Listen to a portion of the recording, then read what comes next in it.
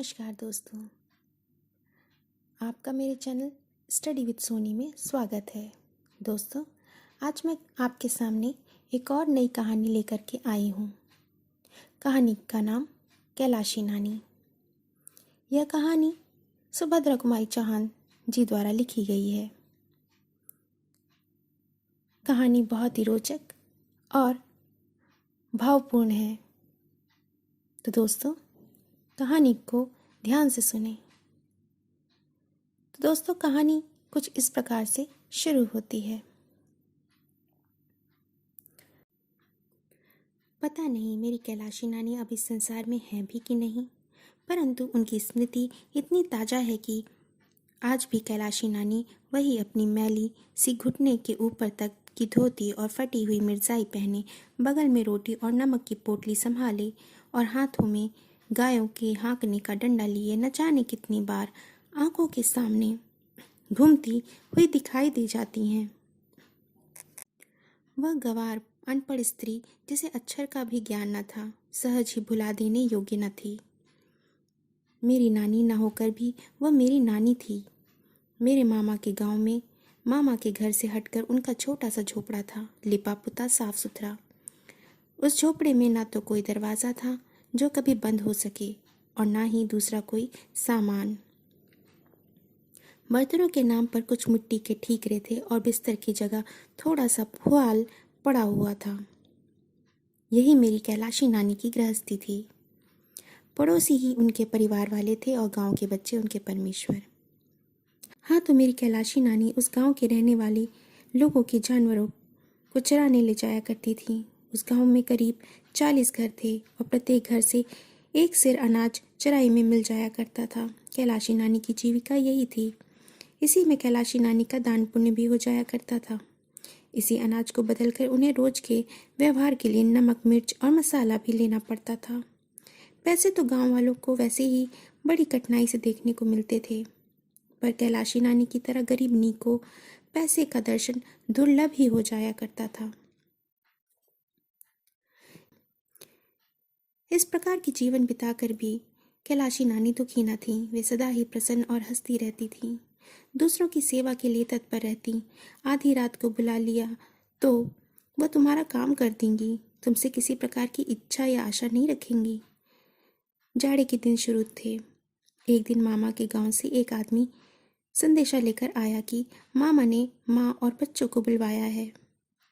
जब तक माँ ने मामा के घर चलने की तैयारी न कर डाली, तब तक हम भाई बहनों ने उन्हें बहुत तंग कर डाला। सबसे बड़ा भाई मैट्रिक में था, इसलिए उसे छोड़कर हम सभी भाई बहनों को लेकर आखिर एक दिन माँ मामा के घर आ गई। माँ के साथ आने वाले भाई बहनों में मैं सबसे बड़ी थी। मेरी उम्र 10-11 वर्ष की थी। हम भाई बहनों को मामा के घर में और तो कुछ ना अच्छा लगता, पर मामा के घर से 100 फुट की दूरी एक नदी बहती थी। उसमें नहाने और कैलाशी नानी के साथ जानवरों को चराने के लिए जाने में बड़ा ही आनंद आता था। कैलाशी नानी जिस जगह जानवरों को ले जाया करती थी, वहां दूर दूर तक नजर दौड़ाने पर सब हरा ही हरा दिखाई पड़ता था। दूर दूर तक आम, पीपल और ढाक के वृक्ष थे। इनकी घनी छाया में दोपहर को आराम करते। गांव के छोटे बच्चों का एक झुंड नानी के नेतृत्व में जानवरों को चराने निकल जाता। वहां केवल जानवर ही नहीं चराए जाते थे, वहां कहानियां भी कही जाती थीं, पहेलियां पूछी जाती थी और कभी कभी रामलीला भी खेली जाती थी। हम भाई बहनों को इस ग्रामीण जीवन में बहुत ही सुख मिलता था। एक भाई बहुत छोटा था, वह तो माँ के साथ ही रहता था। हम 3 भाई बहन प्रायः रोज कैलाशी नानी के साथ जंगल में भाग जाया करते थे। मुझे याद है, हम लोग घर के अच्छे से अच्छे भोजन को यह कहकर छोड़ देते थे कि अच्छा नहीं बना है, और सच ही वह अच्छा ना लगता था। कैलाशी नानी की जंगल में सूखी रोटियां, नमक और कभी कभी चटनी के साथ खाने में जितना स्वाद आता था, उतना स्वाद कभी किसी भोजन में नहीं आया था। रोटियां भी गेहूं की नहीं, न जाने किस किस तरह के अनाज से मिलकर बनी होती थीं। कैलाशी नानी को हर घर से एक तरह का अनाज न मिलता था। कहीं गेहूं तो कहीं जौ, ज्वार, मक्का, उड़द, मूंग, अरहर सब मिलाकर इकट्ठा कर देती और रोज आवश्यकता अनुसार किसी की चक्की से पीस लिया करती और दूसरे दिन के लिए रोटियां सेक रखती। यही उनका प्रतिदिन का आहार था। यही रोटियां वह सबको खिलाती थी और हम लोग बड़े ही स्वाद से खाते थे। कभी कभी गांव के दूसरे बच्चे नदी में धोती फैलाकर मछलियां भूनते। उस दिन कैलाशी नानी रोटी भी नहीं खाती थी, सत्तू खाकर ही रह जाती। इसी प्रकार एक दिन हम लोग कैलाशी नानी के साथ खेतों पर गए थे। उस दिन कैलाशी नानी ने राजा रानी की कहानी सुनाई थी। राजा की एक राजकुमारी थी। वह बड़ी ही सुंदर और नेक थी, किंतु एक दिन जब वह नदी पर नहा रही थी तब परियों के देश के राजा का राजकुमार आया और राजकुमारी को घोड़े पर बैठाकर ले भागा। कहानी सुनने के बाद कलेवा से पहले ही हम लोग बड़ी देर तक नहाते थे और तैरते थे। पानी बहुत गहरा नहीं था पर बड़ा ही साफ था। नदी में नहाने का ही प्रलोभन हमें रोज वहां घसीट लाता था। हाँ, तो उस दिन नहाते नहाते मुझे यही डर लग रहा था कि कहीं परियों के देश का राजकुमार न आ जाए।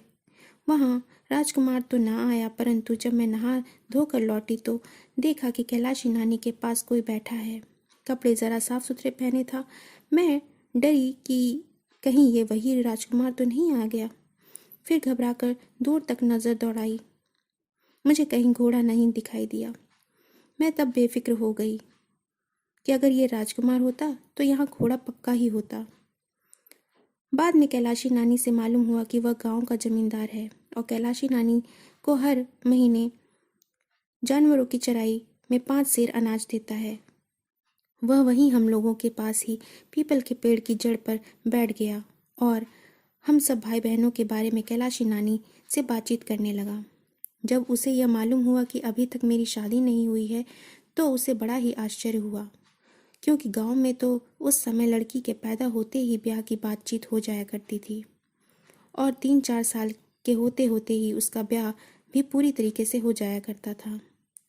उसने स्वर को धीमा करके कैलाशी नानी से कहा, क्या कुल में कोई दाग है क्या, जो इतनी बड़ी लड़की को आज तक कुंवारा रखा हुआ है?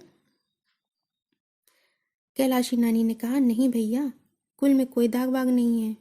बड़े आदमी हैं, लड़की लड़के सभी मदरसे में पढ़ते हैं। यही बिटिया हमें रामायण बाज कर सुनाती है। अंग्रेजी पढ़ती है, जब पढ़ लेगी तब लायक वर देखकर उसका ब्याह कर देंगे। वह जमींदार जितनी देर तक बैठा रहा, बार बार हमें ही देखता जा रहा था। दूसरे दिन जब कैलाशी नानी जानवरों को ढीलने आई तो छोटे भाई बहन अभी सोकर नहीं उठे थे, इसलिए मैं अकेले ही नानी के साथ निकल गई। कलेवा करने से पहले हम सब बच्चे फिर नदी पर नहाने गए। जब हम जा रहे थे तभी वह जमींदार फिर से आया। वह कैलाशी नानी को बड़ी देर तक कुछ समझाता रहा। उसे कैलाशी नानी ने हाथ जोड़कर कुछ अस्वीकार किया। जमींदार ने कुछ ना सुनकर नानी के पल्लू में जबरदस्ती कुछ बांध दिया। हम लोग भी रोटी खाने आए, पर आज कैलाशी नानी रोज की तरह खुश न थी। उनके चेहरे पर एक तरह की उदासी थी जो छिपाए न छिपती थी। उन्होंने हमें खिलाया पिलाया और फिर कहानी सुनाने बैठी, किंतु कहानी में आज उनका मन नहीं लग रहा था। अन्य दिनों की तरह जब मैं बच्चों के साथ जानवरों को हाँकने जाने लगी थी तो वह मुझे जाने दिया करती थी। उन्होंने मुझे आज अपने पास ही बैठा रखा था। मैंने जिद की तो मुझे डांट भी दी। शाम हो चुकी थी। माँ तुलसी के पास दिया जला रही थी। कैलाशी नानी छिपती हुई माँ के पास आई और इशारे से बुलाकर अलग कमरे में ले गई। उन्होंने माँ से कहा कि वह अपने बच्चों समेत जल्दी से जल्दी घर वापस चली जाए, कारण कि वह जमींदार हम दोनों बहनों को अपने नालायक पुत्रों की वधू बनाना चाहता था। जमींदार का मेरे मामा के साथ बहुत ही दिनों से बैर चल रहा था। शायद वह अपने इस बैर का बदला इस प्रकार लेना चाहता था। वह चाहता था कि कैलाशी नानी के साथ जानवरों को चराने जाने पर वह हम दोनों बहनों की मांग में अपने पुत्रों से सिंदूर भरवा देगा। इस प्रकार हम दोनों बहनें उसकी पुत्र वधुएं बन जाएंगी। मामा जानकर भी कुछ न कर सकेंगे। इस काम में वह कैलाशी नानी की सहायता लेना चाहता था, इसलिए 10 रुपये उनके पल्लू में जबरदस्ती बांध दिए थे और 40 रुपये काम पूरा हो जाने पर देने का वादा किया था। कैलाशी नानी ने शपथ लेते हुए वह 10 रुपये कमर से निकालकर माँ को दिखाए और फिर बोली, बिटिया झूठ नहीं कहती, मेरे पास तो 10 पैसे भी नहीं हैं, फिर ये 10 कलदार कहाँ से आए? ये उसी अधर्मी ने बांध दिए हैं। तुम बिटिया को लेकर चली जाओ। जिस गांव का जमींदार इतना अधर्मी है, तुम यहाँ फिर मत आना। बिटिया का शादी ब्याह करके ससुराल भेजने के बाद ही आना। कैलाशी नानी ने यह भी कहा कि वह हमारे जाते ही इन रुपयों को जमींदार के आगे फेंक देगी। अधर्म का पैसा वह कभी न स्वीकार करेंगी। मुझे याद आया कि एक दिन इकन्नी लेकर मैं नानी के साथ चली गई और कैलाशी नानी ने मुझसे वह इकन्नी ले ली और संभाल कर रख ली और शाम को लौटकर वह माँ को वापस कर दी। माँ ने वह इकन्नी उन्हीं को वापस कर दी तो कैलाशी नानी के चेहरे पर ऐसे भाव टपक रहा था जैसे उन्हें कहीं का खजाना मिल गया हो। कई बार इकन्नी को उलट पुलट कर देखने के बाद कैलाशी नानी ने उसे कमर में खोस लिया और माँ को न जाने कितने आशीर्वाद देते हुए वह वहाँ से चली गईं। वही कैलाशी नानी आज कमर में 10 कलदार बांधे थीं। कल जरा सी बात पर 40 रुपये भी मिलने वाले थे, पर कैलाशी नानी अधर्म का पैसा नहीं लेना चाहती थी। उन्होंने कहा कि अगले दिन वह हमें वहाँ से भेजे बिना जानवरों को चराने नहीं जाएंगी और जमींदार के रुपये उसके दरवाजे पर जाकर फेंक देंगी। फिर तो चाहे वह महीने का 5 सेर अनाज भी बंद कर दे। कैलाशी नानी डरती नहीं थीं। वह कहीं भी जाकर ढोर चराकर पेट पाल लेंगी। माँ उसकी बात पर विश्वास नहीं कर पा रही थी। कोई कैसे उनकी पुत्रियों की मांग में इस तरीके से सिंदूर भरकर अपने घर की बहू बना लेगा। मेरे पिताजी प्रसिद्ध वकील हैं। वे जमींदार को जेल खाने की हवा खिला सकते थे। फिर भी माँ कैलाशी नानी के आग्रह को टाल न सकी। दूसरे दिन वह हमें लेकर घर चली आईं। तब से आज तक कैलाशी नानी का हमें कोई समाचार नहीं मिला। तो दोस्तों, ये कहानी यहीं समाप्त होती है। मुझे आशा है कि आपको ये कहानी बहुत ही पसंद आई होगी। अगर पसंद आती है तो चैनल को लाइक, सब्सक्राइब और शेयर करना ना भूलें। नमस्कार।